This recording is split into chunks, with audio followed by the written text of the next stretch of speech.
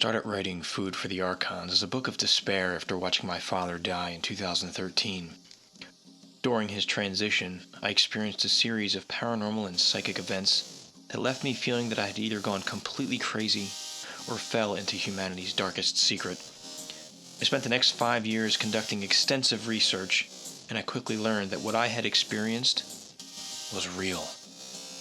My journey brought me to an understanding that showed me that despite the terrifying reality of an unseen predator, we as humans have a forgotten power. Just knowing this brings us tremendous hope in what once seemed a dark reality. I wrote this book for me in hopes of gaining a better understanding of our reality and relationship to it. But my hope is that you will find as much value in reading it as I did in writing it.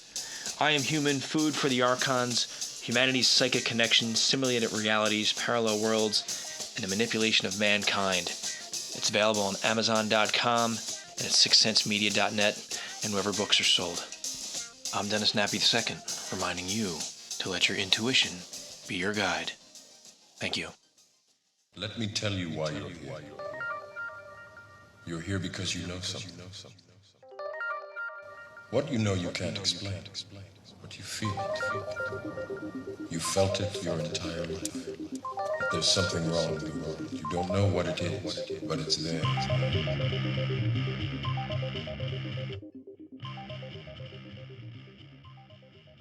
The war in Ukraine, flooding the airwaves, flooding our thoughts, polluting the psychic internet like a toxic sludge out there right now, creating just a ton of noise. What are we going to do about that, my friends? Dennis Nappy II here. Welcome back to the Seeker Podcast. It's been about a month and a half since I've been able to get on here and speak with all of you. But this is one you want to pay attention to. And this program right now is a part of probably a 4-part series that's going to address some of the things I've been collecting and thinking about and feeling as we've been building towards this escalation and now this conflict that we're seeing in the world. Things are sad, things are scary. What do we do about that? I know we have a lot of mixed emotions and feelings about that, and I'm going to talk about that. So this 4-part series here that I'm talking about, it's not all podcasts. This really started, I want to go back to the end of January. I completed a remote viewing session where I was looking ahead into the future. I'll talk about that in a moment. And I got a lot of data. I had a really good month with my predictions where I was seeing elements of this conflict we're seeing right now that I predicted ahead of time. I want to talk about some of the impacts of that. I'm going to do this podcast right now. The focus is on how we can manifest peace without engaging in the conflict. So that's the focus of this discussion today. The other podcast I'm working on is dealing with the implications of communicating with the future, the questions that I have, the consequences of that. What does it mean? Is it good? Is it bad? So much has been racing through my mind, dealing with my present time, communicating with future points in time. And I have a podcast I've been thinking about probably for about 2 months now. I've been trying to address it. I just haven't been ready to sit down and talk about it. And then the last piece are my world events predictions that I did this weekend. Today's February 26th. I completed them on Friday, February 25th, looking ahead at the month of March. So a whole lot going on here, but my overall philosophy here, it's time to practice what I preach. And I was really struggling with last month's remote viewing. On a lot of levels. Number one, overall, I think that my viewing was pretty successful, meaning I accurately pulled back data from the future. Now, as a remote viewer, I'm trying to improve my targeting because I felt that my data was just all over the place and it wasn't very significant. So I tasked myself. And it's a little bit of front loading here, but I feel that because world events are so broad until you have a war or a conflict going on, it could be anything. I still figured I was safe. And I picked 4 dates. And I was going to specifically look at those dates. And on 3 of those dates, I targeted the main headline on the Drudge Report. My first data set If you look at it, it looks like the trucker convoy in Canada. However, the headline on the first date that I targeted, which was February 1st, was about Tom Brady retiring. So that's a miss, but because it was such a noisy month, I did get data on the trucker convoy. However, I'll count it as a miss because I didn't hit the mark. My next date for Drudge Report was the 15th of February, and I had a drawing of a man in a blue suit, balding on top, raising his hand in the air. That day, one of the headlines, the picture associated with it, was Vladimir Putin wearing a blue suit, raising his right hand. So I take that as a hit. I got to look at the actual data and the content of the article, but at least had some elements of target contact there. I'm waiting on my final one, but I've already got elements of this bleeding through, which was data on, it looked like quiet streets and then masses of people, and I had an AOL of subway, and I found a story yesterday that came out, thousands of people evacuated into the subways to avoid the bombing. So I had a whole bunch of that data. I think that's a hit. I don't know if that's what the headline is going to be tomorrow when it comes out, because I targeted February 27th on the Drudge Report. But my point being this: number one, my ego is now a little bit inflated because I had some elements of target contact. And I say that to try to maintain some humility here. I know I'm a newbie still. But when you get that kind of target contact, to me, it's still exciting. I'm not seasoned enough yet where it doesn't faze me. I'm excited about it. So I want to look, and I'm constantly now, I get that taste of success, and I find myself now just constantly checking the news. I had cut the news out of my life because it's so negative, and then I find myself becoming aligned with this. And this is the reason here for why I'm taking this approach today. So I found myself checking the news every single day and watching this build up for Russia. And part of me, you want to be right as a remote viewer. You put yourself out there publicly. You want your data to be right. But the ethical, moral side of me says, man, I hope my data is way off. I hope we don't have this war, this horrible loss of life. But I've realized that and then once it happens, once the bombs start falling and the conflict and the headlines, and if you've been looking at Drudge Report, they've been updating multiple times a day. I mean, it's been World War III headlines written in the color red, and images of the front pages of other newspapers and their banner headlines, and people dying, like just all this horrible fear-based stuff. And I'm constantly aligning myself with that. I'm waking up in the middle of the night. I'm getting on my phone. I'm checking Drudge. I'm looking at these headlines. I'm going, oh my gosh, this is so bad. Wow, look at how it aligns with my remote viewing.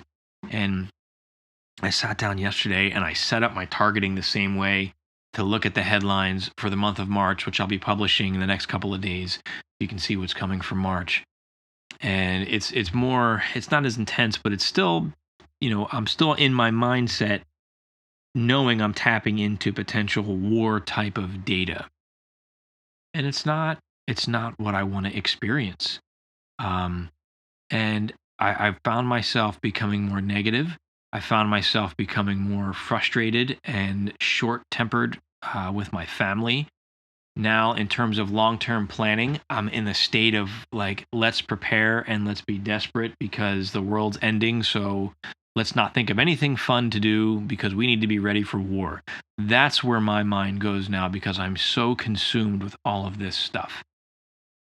And I was really, really feeling negative about it. I know a lot of you out there are probably going through the same thing, but it's addicting. And I woke up this morning and look, I've been working really hard battling seasonal depression. About 3 weeks ago, I got myself a light therapy device. And it's made a huge difference in my life. I put it on for about a half hour in the morning when I do yoga, and I keep it on a little bit longer while making breakfast.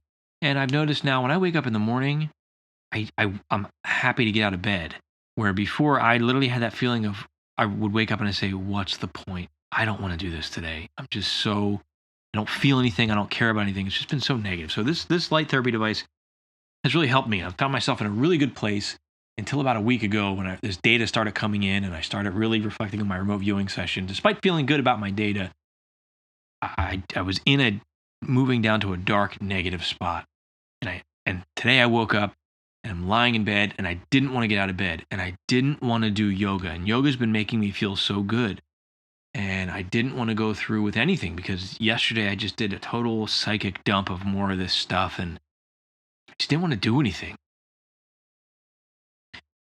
So I got downstairs and I forced myself to do yoga. And I ended up feeling a little bit better. Then I went and I've been just telling myself, I want to find joy. I want to feel better. And I went and I did my morning meditation. Again, didn't feel like doing it at all.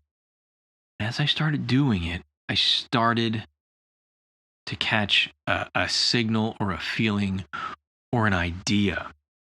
And I started to feel better. I started to recognize what was happening is that I had aligned myself with this energy of war and of conflict. I had started to focus on that and thinking psychically or spiritually, I had now become an amplifier of that energy. And I'm going to back that statement up in a short moment. But I was taking that fear and that war energy, I was taking it into myself, and then I was projecting it. And it was impacting my family and probably all of you that follow my content, whether you are actively looking at it or not. I believe there's an energetic connection out there. And I'm feeding into that line now that most of the world is looking at. And I realized I don't want to do that.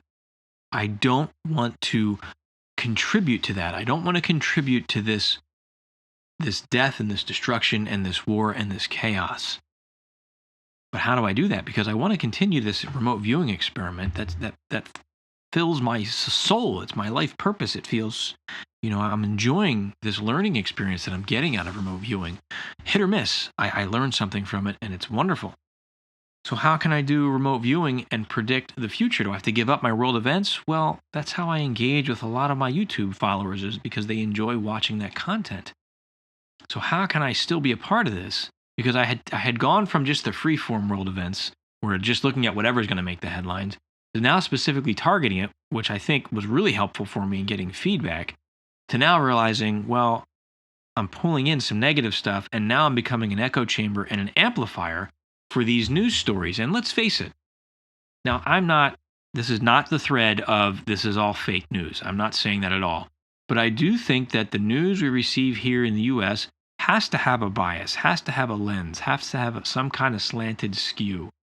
So I suspect I'm collecting data based on that. I don't know for sure.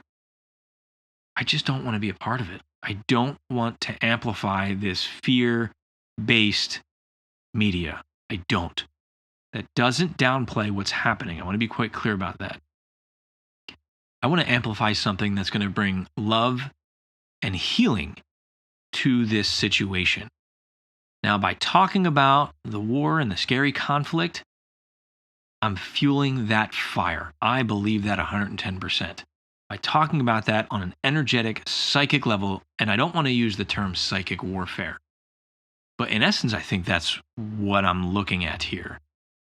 In amplifying that negativity, I am making the energy of that war stronger. Even if I'm speaking out against it, I am still adding conflict to a conflict, and that only makes conflict stronger. The only way to cancel out that energetic wave is to find its opposite counterbalance. Not to counter it, but to balance it out. And I really started thinking during my meditation this morning, how do I do that?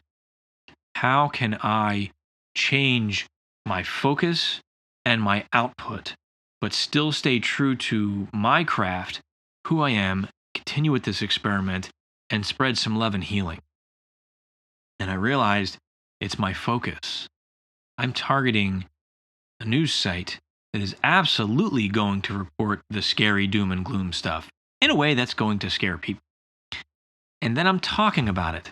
And then I'm challenging people to track my stories and follow my hits and give me feedback on it when they find the story that I made. So I'm encouraging more people to engage with this signal of fear and negativity, because I want to do this experiment and see if I can predict the future. And I don't want to do it anymore, because I feel it. I feel how that toxicity is penetrating every essence of me. So I'm going to announce this on my YouTube channel. I'll probably record tomorrow and then put it out, this week. I'm going to shift my focus again. So for this month, I targeted Drudge. I just got to deal with it. I want to put that data up there. But moving beyond that, my new focus will be looking at unknowncountry.com and following their stories, because those stories are more paranormal, UFO.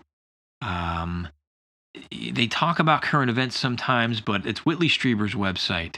And Whitley Strieber is somebody I strongly admire for his courage to tell his stories about his visitors and beyond throughout his life, and the way he crafted his Dreamland podcast and shared so much of his life and his stories. It has helped someone like me as I've been wandering through the darkness in the wilderness and trying to interpret my own experiences. It has given me that comfort. It's given me a beacon. It's given me direction. And that's the kind of person, energy I want to align myself with. So I'm not sticking my head in the sand. I'm still going to be aware of what's going on. I'm still connected with crypto viewing. We still, have our focus there. But on my platform, my energy, my focus, I'm going to focus on websites similar to Unknown Country. I may throw a coast-to-coast target in there to see some, predict what their guest talks about on such and such a date.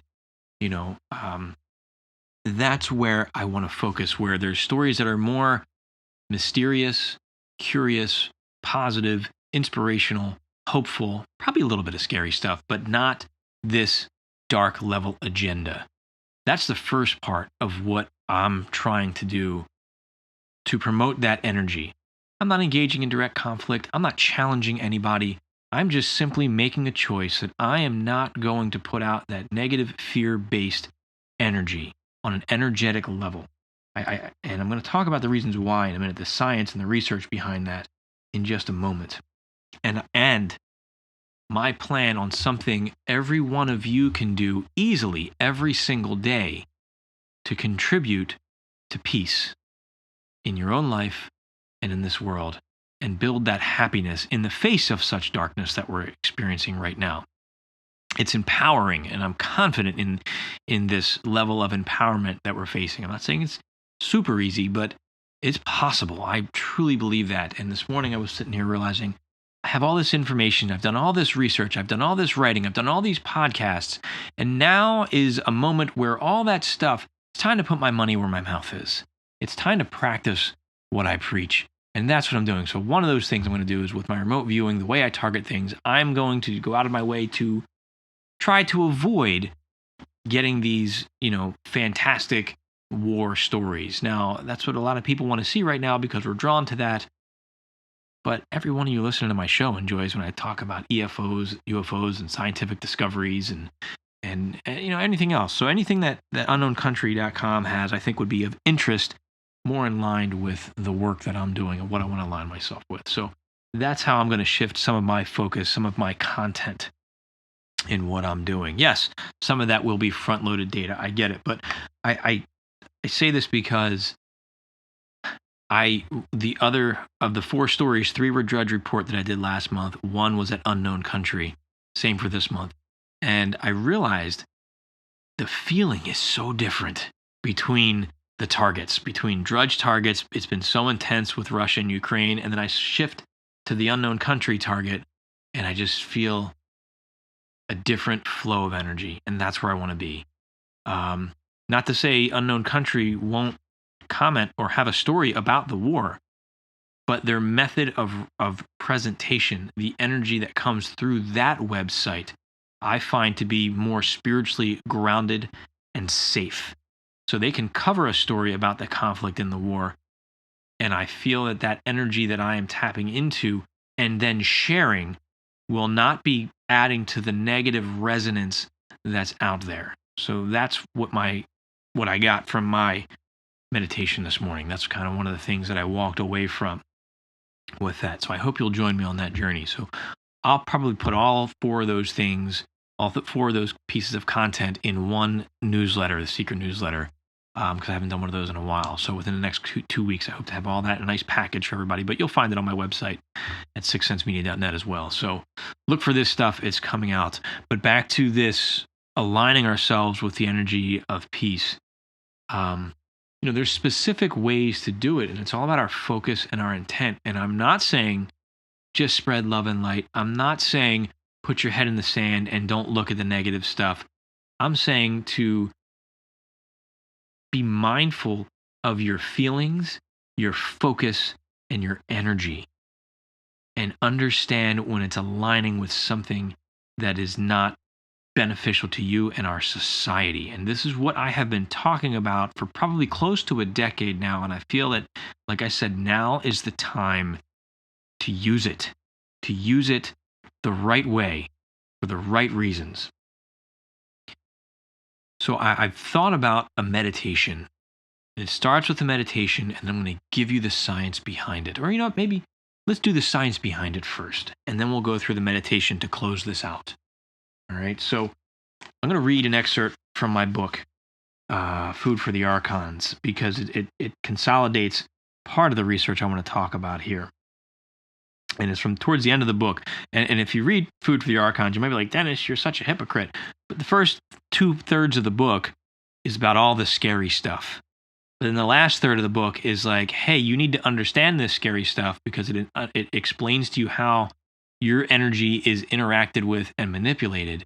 And now here's how you can use all of that knowledge to build something beautiful through your own energy work and energy practices. And one of the research studies that I quote in this book is called the Maharishi Effect. Now, I have done several podcasts talking about the Maharishi Effect, but I'm going to revisit this section right now because I think it's relevant and important, and we need to be mindful of this right now. So this chapter is called, I'm just going to read part of this chapter. It's called the Maharishi Effect. So what can we do with this untapped power of ours? How can it enrich our lives and better the world? What do we need to do to access this force? We can use this sense to offer healing to ourselves, our community, and to the world. And fortunately, there is compelling research to support that claim. In the 1970s, research was conducted in an attempt to understand the correlation between people practicing transcendental meditation and violence and crime in a particular area. What the studies found was that a small number of meditators have the ability to reduce criminal activity in a targeted area through the practice of transcendental meditation. According to the Transcendental Meditation website, tm.org, transcendental meditation is an effortless technique for, quote, recharging your mind and body and creating a brighter, more positive state of mind. Research has shown that TM reduces stress and anxiety and improves brain function and cardiovascular health. Studies into the impact of TM on crime, which came to be known as the Maharishi Effect, were conducted in a wide range of locations and all boasted similar results. In 1981, a study was conducted in the U.S. involving multiple cities. The study looked at pairs of cities with populations larger than 10,000. 1% of the population in experimental cities had been instructed in the TM technique by the end of 1972.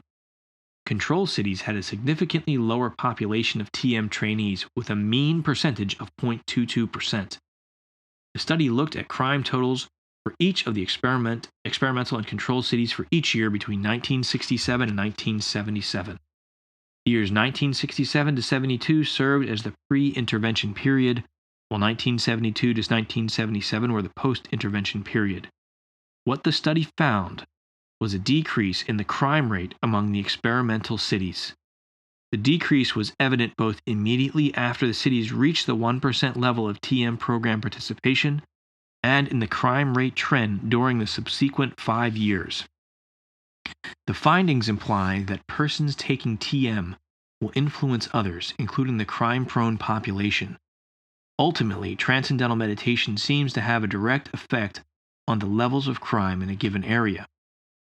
With an understanding of the cardio-electromagnetic communication, more on that in a moment, as explained by HeartMath, it shouldn't come as a surprise that the TM techniques work to reduce violence and crime in a given area because meditators are charging the electromagnetic field that then has a direct impact on anyone interacting with that field.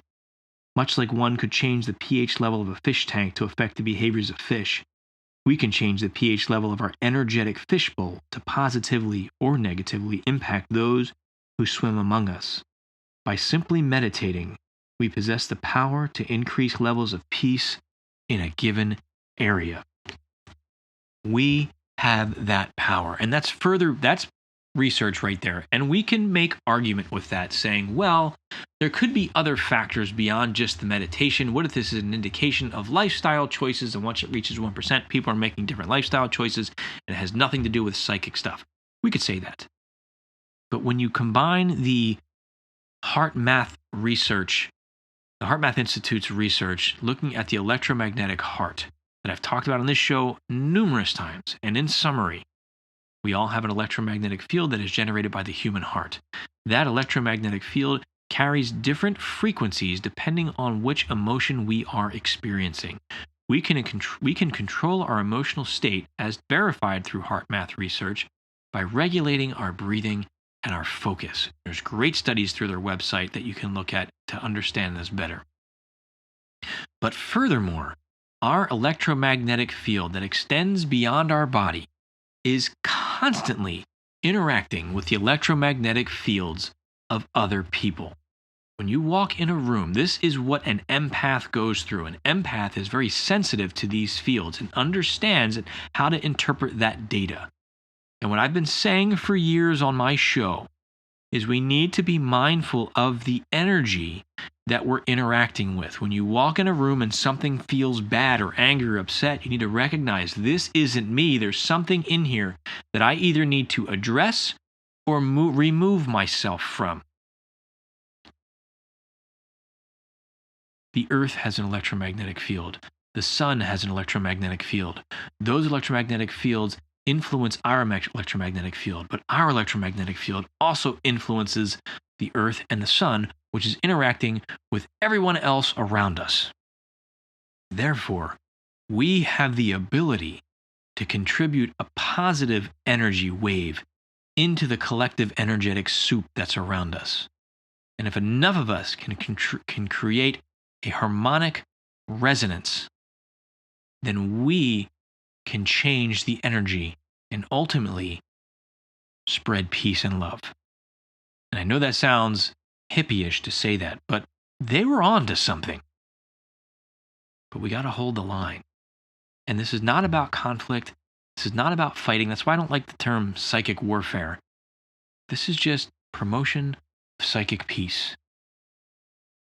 Because what studies have found through HeartMath is that people in a room who are trained in what they call social coherence will align themselves with a particular frequency based on their breathing and their heart rate. And other people in the room who are not trained, who are in a different state of coherence, will fall into line with their heart rate and their biorhythms and their energy with the other people in the room who are in a state of coherence. It's contagious.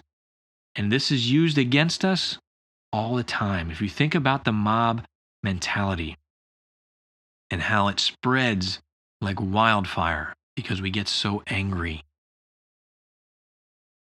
Now I bring myself back to the remote viewing project that I created for myself over the past month, and how I feel I lost control, not just with my ego, but with the alignment of the energy of conflict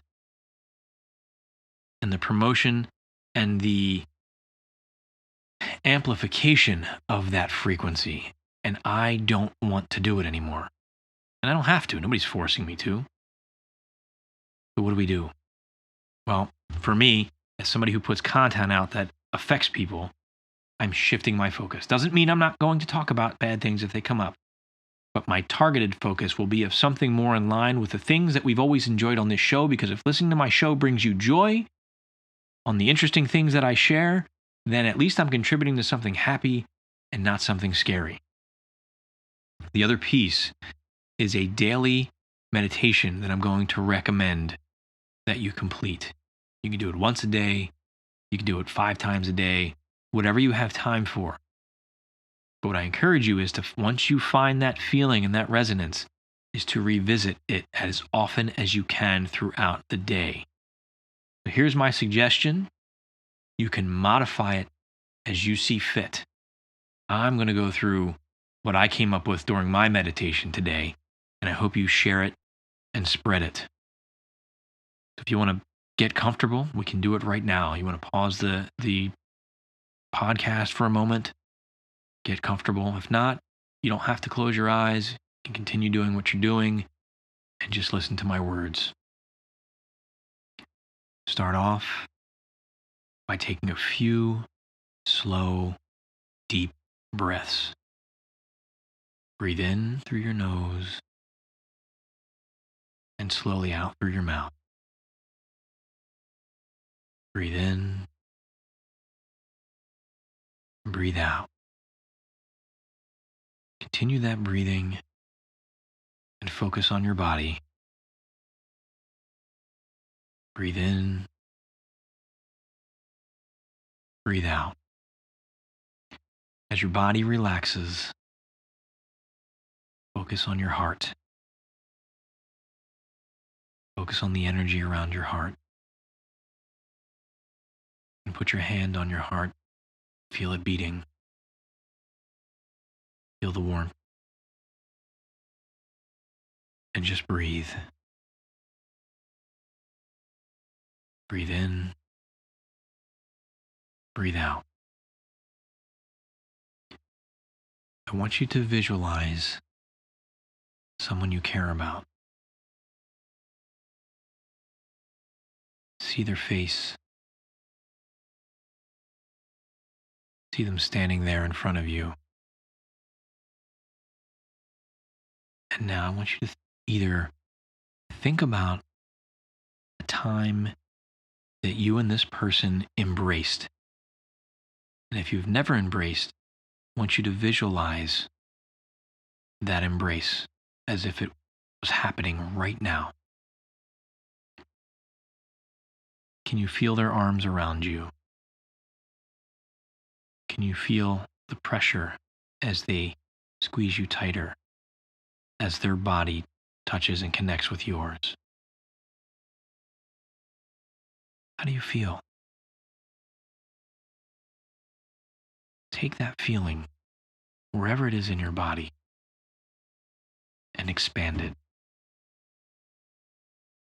Let that feeling run through your entire body.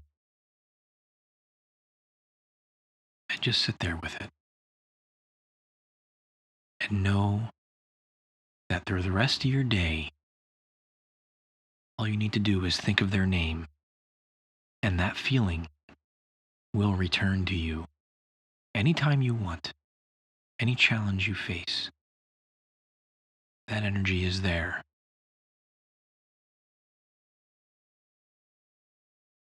Picture a color that is associated with that energy of love and comfort. Picture it. Let that color expand, starting in your heart, traveling through your whole body with that frequency. It's there. That color, you can also think of, will amplify your frequency. That feeling of love. Now, holding that color in your mind, that feeling, that embrace, visualize a map of the Ukraine. And I want you to drop a dab of that color in the center of that map. As you breathe in, that color expands and fills the entire map and covers it completely and glows brilliantly, beautifully in that frequency, in that color. You feel the warmth of your embrace pouring into that country right now, into that map. And it starts to spread and spill into Russia and the surrounding countries until the whole map, as you pull out, the whole globe, the entire planet, is covered and glowing in this beautiful embrace of warmth, color. Hold that feeling and watch it spread. And now focus in to the people of Ukraine. Can you see them? Visualize them smiling and sharing an embrace just as powerful as the one you just shared. They're singing. They're celebrating. As are the people of Russia and the world. Feel it. Feel that celebration as the world embraces itself. Watch that color swim through everybody. Breathe in. Breathe out. Take a few moments. Enjoy this experience, knowing that you can revisit it at any time you wish. And share and spread that loving, kind energy.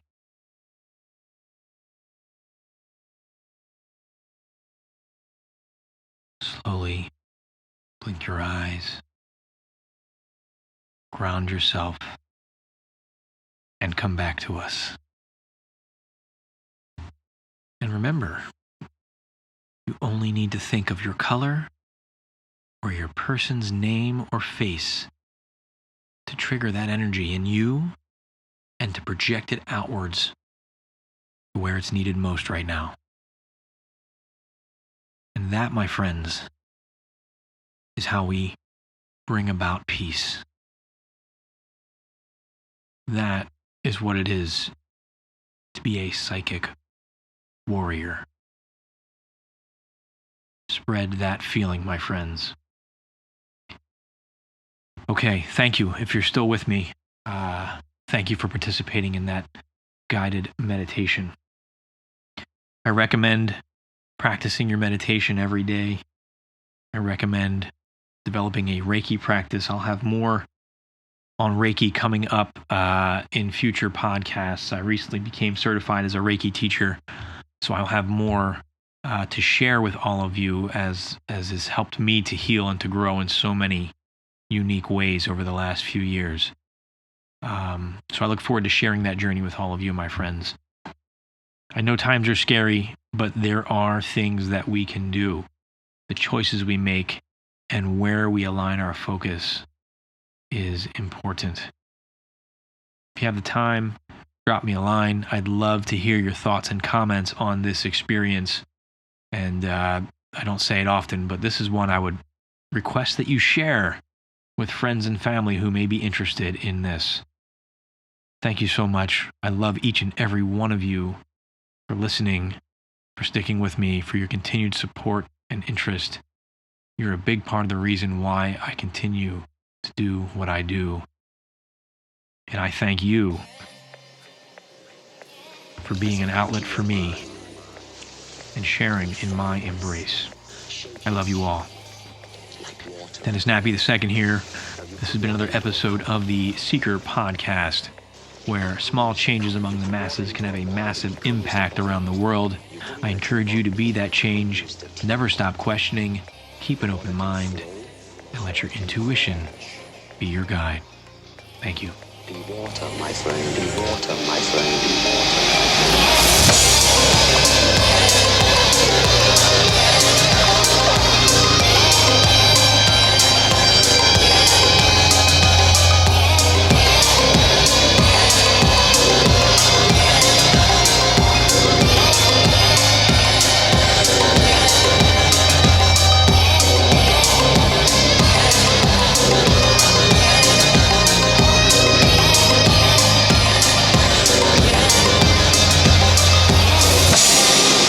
water, my friend, my friend.